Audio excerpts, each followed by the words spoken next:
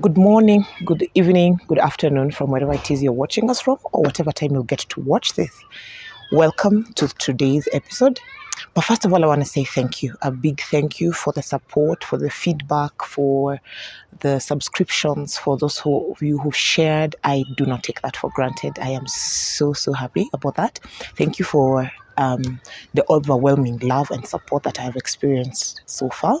And I hope that we keep growing together and we keep doing this for the longest time coming. And we just grow and bond each other and see where this goes. Today, I'd like us to talk about something extraordinary, something exciting, something fun that I'm sure you never looked at it the way we're going to talk about it today. I want us to talk about something called I Am Me. Shall we?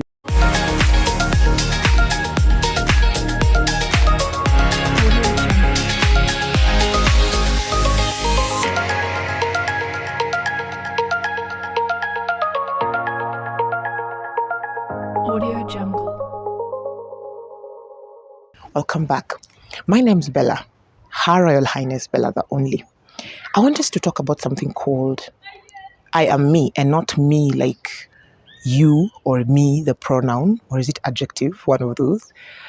I want it abbreviates something. Me, masterpiece, exceptional. A few years back, when I just cleared high school. When I just cleared high school, my sister bought me this phone. It was a pink flip Motorola phone. Pink of all the colors, yes. Those of you who know me well know that color does not augur well with me. So I'm really trying to adjust into it. So she bought me this phone and I was meeting a friend in town. I had to do matatu. I boarded a matatu to town. So I was, the excitement of, hey, I have a phone. I've just cleared with high school.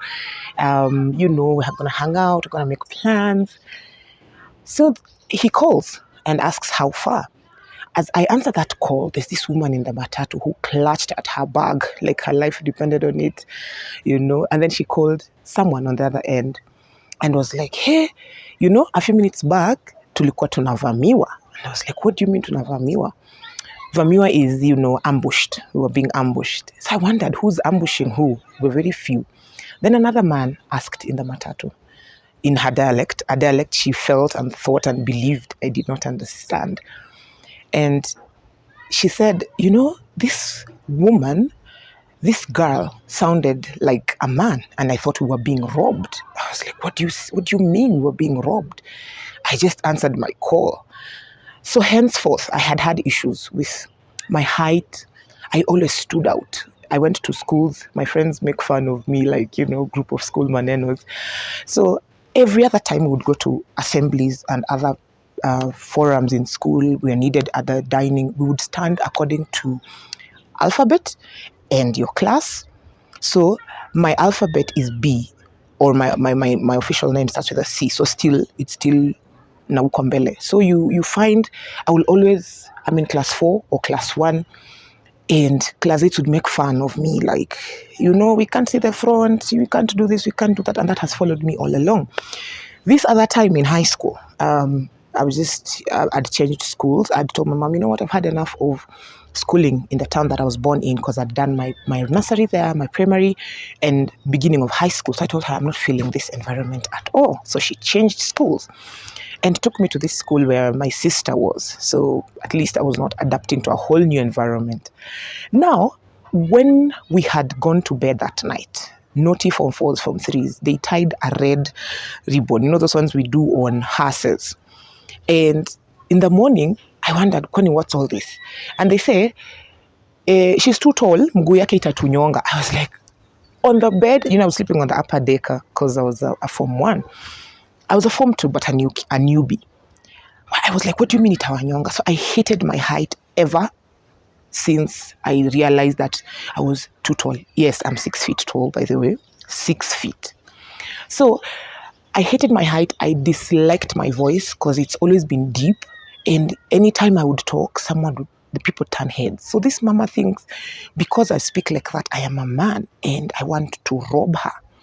So at first, 2 things offended me. Like this woman has narrowed her mind to people who rob people are men. And anybody that has a deep voice is a man. Well, I have been mistaken for that enough times because, I grew up looking like a Mau freedom fighter. For true, the hips, the tips, the calves have just come recently, and we bless God for that. So what is me? I am me. I am me is masterpiece exceptional. Yeah, I know you like the ring to that. Masterpiece exceptional. What do you say about yourself? I want to kind of relate this to our previous episode. Who are you?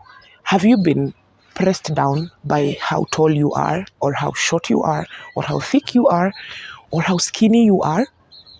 Do not let other people's opinion, other people's way of seeing things, your skin color. People believe maybe light-skinned ladies are beautiful and dark-skinned ones are not. Well, that is wrong. Both people are beautiful, whether you're light-skinned, whether you're dark-skinned, whether you're tall like I am, or short, whether you're thick, whether you're skinny. You are exceptional. You are wired especially for that purpose that you were put on earth for. Your height is just right.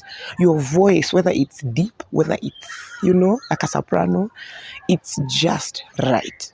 You were built a woman because that is what God intended for. You were built and created a man because that is what God wanted. Your assignment is to be taken on by your male, creation, by your male physique.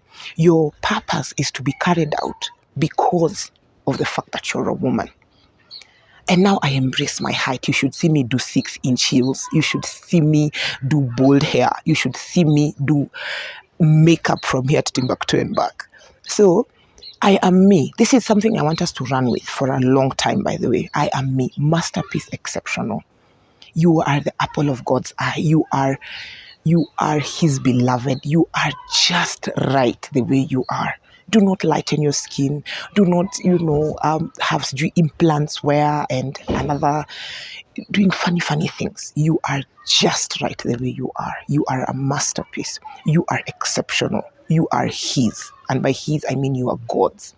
You are God's child. You are God's daughter. You're God's son. And he loves you just the way you are.